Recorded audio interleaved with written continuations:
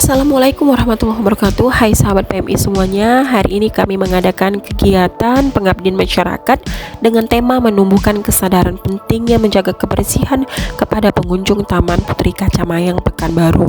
Yang kita ketahui, fenomena terjadi dalam lingkungan kita adalah masalah sampah. Kerap kali kita perhatikan banyak masyarakat yang membuang sampah sembarangan sehingga menyebabkan terjadinya penumpukan sampah. Begitu juga budaya membuang sampah di sungai tanpa kita sadari dapat mencemari lingkungan sungai sampai ke laut hingga mengotori pantai kita yang indah. Tak jarang kita temukan banyak binatang laut bahkan burung-burung mati akibat memakan sampah yang berterbangan di laut. Untuk itu di sini kami mengajak kita semua sama-sama sadar diri memulai dari rumah kita sendiri dengan memisahkan sampah organik dan anorganik.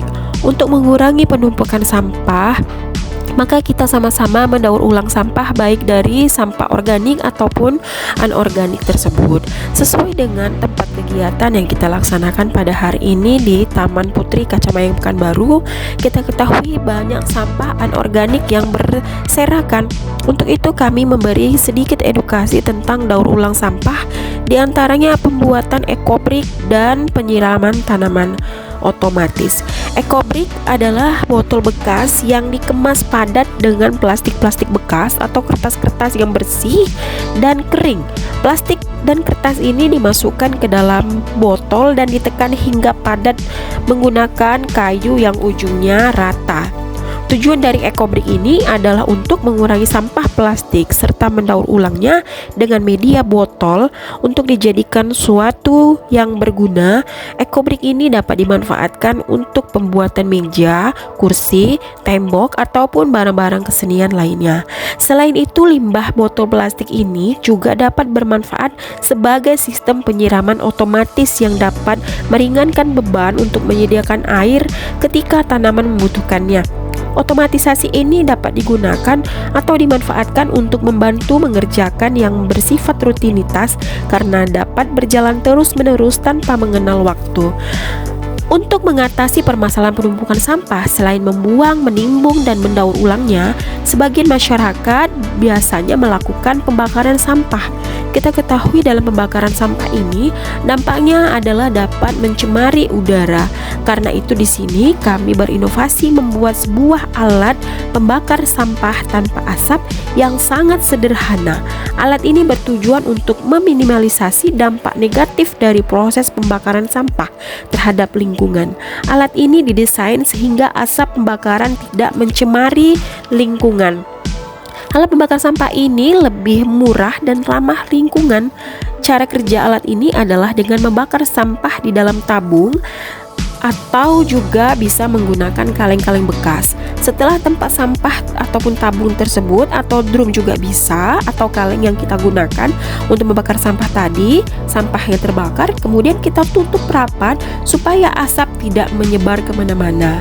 Dan kita beri kipas di bagian tutup atas yang telah kita beri lubang kecil sebelumnya. Dan asap pun akan keluar melalui selang ataupun pipa yang sudah kita hubungkan melalui tabung atau tempat pembakaran sampah tersebut. Kemudian asap yang keluar melalui lubang selang ataupun pipa kita saring dalam wadah yang berisi air, tisu, kapas, dan lain-lainnya ataupun kain-kain bekas.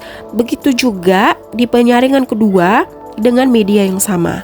Apabila masih ada sedikit asap yang keluar dari penyaringan kedua, kita bisa membantunya dengan memberikan percikan air. Nah, semua asap tersebut akan menyatu dengan air. Hasil arang pembakaran sampah tadi akan menjadi abu. Jika yang dibakar sampah anorganik, maka abu tersebut dapat dijadikan sebagai campuran batako.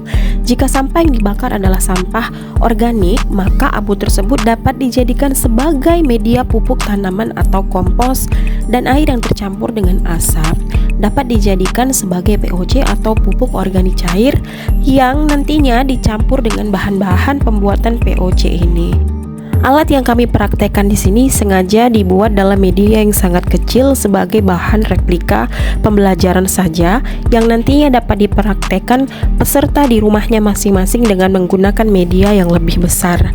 Harapan kami dengan adanya edukasi ini dapat diterapkan kepada masyarakat sehingga masyarakat lebih sadar lagi untuk memelihara lingkungan yang sehat, terhindar dari segala ancaman, baik itu banjir ataupun penyakit.